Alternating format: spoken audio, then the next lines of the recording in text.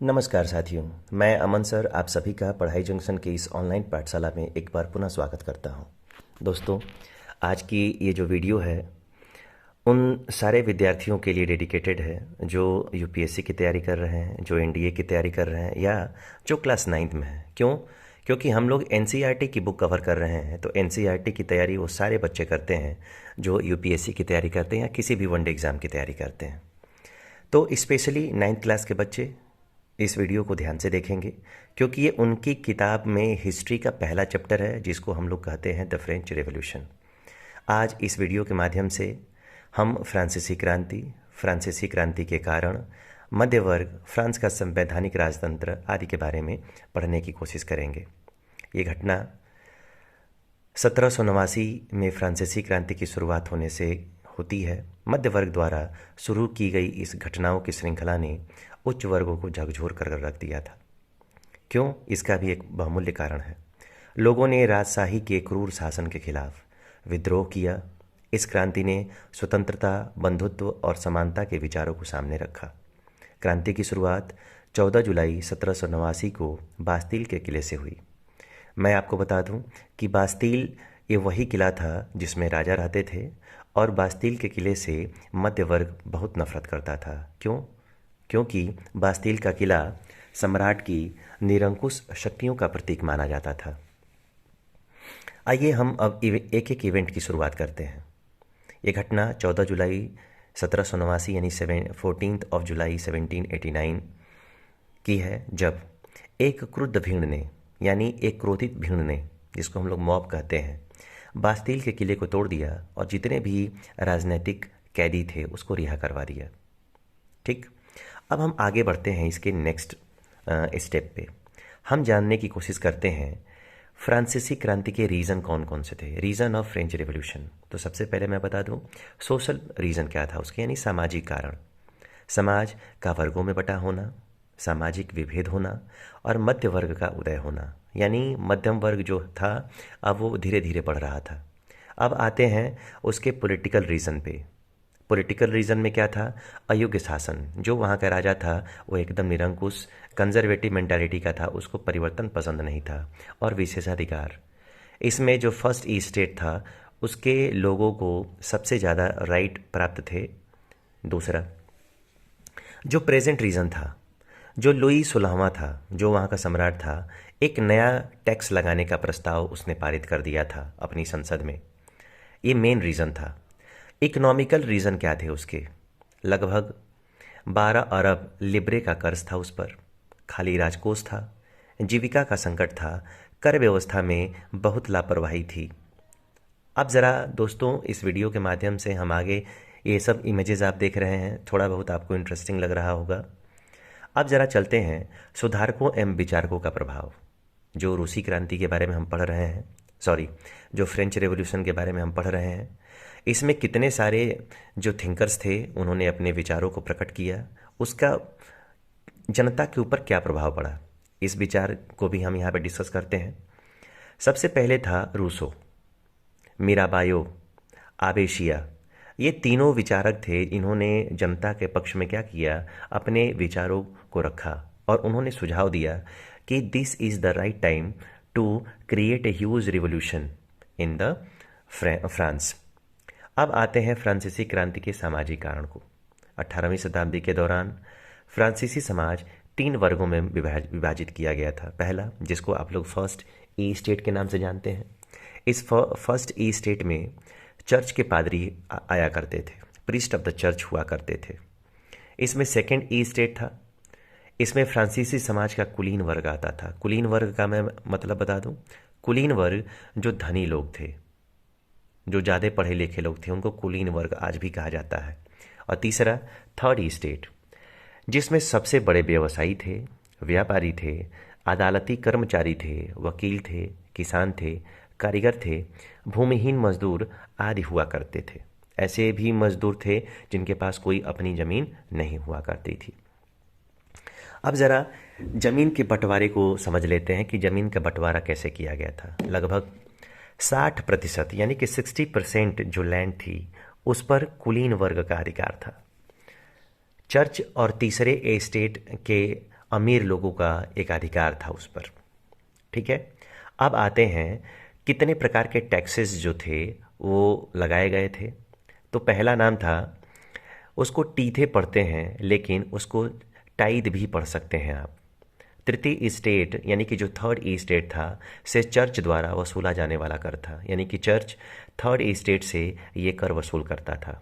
दूसरा था tile, third state से सरकार वसूल करती थी, यानी कि सरकार थर्ड स्टेट से वसूल करती थी। यानी आप कह सकते हैं कि third state was the only tax payer in the French revolution, before the French revolution. फ्रांसीसी क्रांति होने से पहले थर्ड स्टेट ही समस्त प्रकार के टैक्सेस को देने का काम करता था। प्रथम जो पहले दो स्टेट थे, यानी कि फर्स्ट स्टेट और दूसरे स्टेट, ये पादरी और कुलीन वर्ग के लोगों को जन्म से कुछ स्पेशल राइट प्राप्त थे, जैसे राज्य को दिए जाने वाले कर से छूट, यानी उनको किसी प्रकार का टैक्स देने की कोई ज़रूरत नहीं होती थी क्योंकि उनका ये जन्मसिद्ध अधिकार था। ठीक। दूसरा था, राज्य के सभी टैक्स केवल थर्ड स्टेट के लोग ही देते थे, चर्च भी उन्हीं पर लगाता था और जो राजा था वो थर्ड स्टेट पर ही लगाता था। इस प्रकार ये सारी प्रॉब्लम की जड़ कौन थी? ये सारे प्रॉब्लम की जड़ ये टैक्स हुआ करता था। अब आते हैं कि फ्रांसीसी क्रांति के आर्थिक कारण। फ्रांस की जनसंख्या 1715 में लगभग 2.3 करोड़ से बढ़कर 1789 में 2.8 करोड़ हो गई थी। अनाज उत्पादन की तुलना में उसकी मांग काफ़ी तेज़ी से बढ़ रही थी। अधिकांश लोगों के मुख्य खाद्य पावरोटी की कीमत में तेज़ी से, यानी कि जो ब्रेड था उसकी कीमत में बहुत वृद्धि हो गई थी।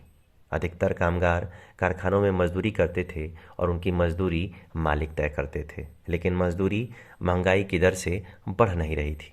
फलस्वरूप अमीर गरीब की खाई और चौड़ी होती जा रही थी। जो अमीर था वो और अमीर हो रहा था और जो गरीब था वो और गरीब हो रहा था। स्थितियां तब और बदतर हो जाती हैं जब सूखे या ओले के प्रकोप से पैदावार गिर जाती है। इससे रोजी रोटी का संकट पैदा तो होता ही है, इससे जीविका संकट और बढ़ जाती है। अब आते हैं इससे क्या प्रभाव पड़ता है वहाँ की जनता पर। इससे खाद्यान्नों की कमी या जीवन निर्वाह संकट पैदा हो गया, जो पुराने शासन के दौरान बार बार होने लगा। अब आते हैं, हम पढ़ते हैं फ्रांसीसी क्रांति के राजनीतिक कारण। जो फ्रांस की राजनीति हुई उसके राजनीतिक कारण कौन कौन से थे? तो मध्यम वर्ग यानी मिडिल क्लास, जिसमें लॉयर्स हुआ करते थे, टीचर्स हुआ करते थे, राइटर्स हुआ करते थे, थिंकर्स हुआ करते थे, ने जन्म आधारित विषय शिक्षाधिकार प्रश्न उठाने शुरू कर दिए। जो फर्स्ट स्टेट के लोग थे, जो कुलीन वर्ग के लोग थे, उनको जन्म से ही कुछ विशेष अधिकार प्राप्त थे। इन अधिकारों का मध्यम वर्ग विरोध करने लगा और उसका यह प्रभाव पड़ा कि 18वीं शताब्दी के अंत तक मध्यम वर्ग एक मजबूत वर्ग बन के सामने उभर कर आया। उभरते मध्य वर्ग ने विशेषाधिकारों के अंत की कल्पना की, जिसने ऊनी तथा रेशमी वस्त्रों के उत्पादन के बल पर संपत्ति अर्जित की थी। यह सभी पढ़े लिखे होते थे और उनका मानना था कि समाज के किसी भी समूह के पास जन्मना विशेषाधिकार नहीं होना चाहिए, क्योंकि इसका बड़ा दुष्परिणाम होता है।